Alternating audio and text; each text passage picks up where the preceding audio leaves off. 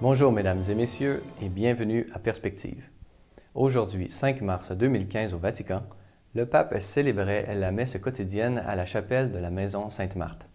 Dans son homélie sur l'épisode de Lazare et de l'homme riche de l'Évangile de Luc, le pape a exhorté à ne pas se laisser aller à la mondanité de l'âme qui nous rend aveugles aux souffrances qui se trouvent autour de nous. Écoutons un extrait.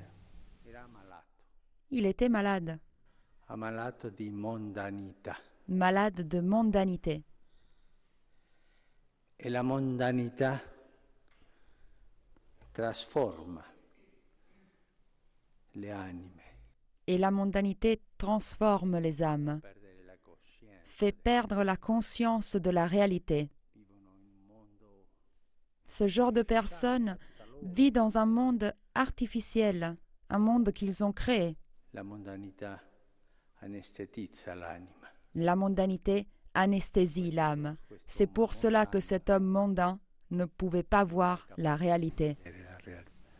Par la suite, le pape François recevait en audience les participants de la 21e Assemblée générale de l'Académie pontificale pour la vie et qui avait pour thème l'assistance aux personnes âgées et les soins palliatifs.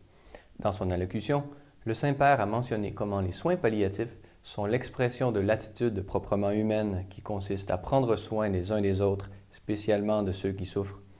Le pape a ensuite poursuivi en affirmant que les personnes âgées sont des témoins en ce qu'ils manifestent que la personne humaine demeure toujours précieuse, même dans les périodes comme la vieillesse ou dans la maladie.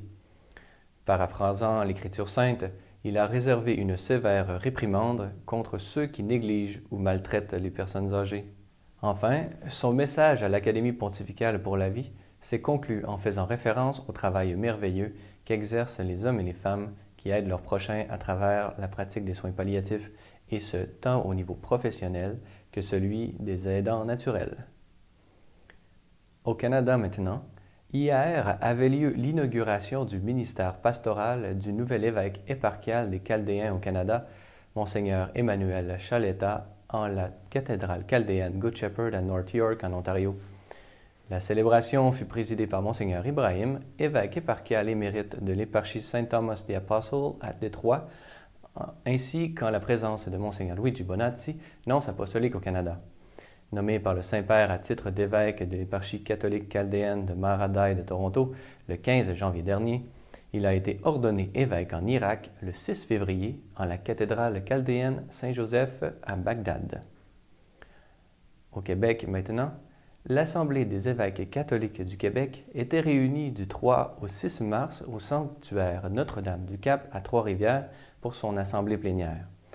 L'Assemblée s'est ouverte par la célébration de l'Eucharistie, présidée par Monseigneur André Rivet, évêque de Chicoutimi, en mémoire de Monseigneur Pierre-André Fournier, qui, on le sait, nous a quittés le 10 janvier dernier. Cette assemblée en deuil a ensuite procédé à l'élection d'un nouveau président.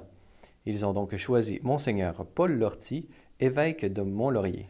Durant cette assemblée, les participants ont pu réfléchir sur divers sujets, dont le synode sur la famille d'octobre prochain. Pour ce faire, Monseigneur Paul-André Durocher, archevêque de Gatineau, et qui était représentant de la Conférence des évêques catholiques du Canada lors du dernier synode d'octobre 2014, a pu raconter son expérience.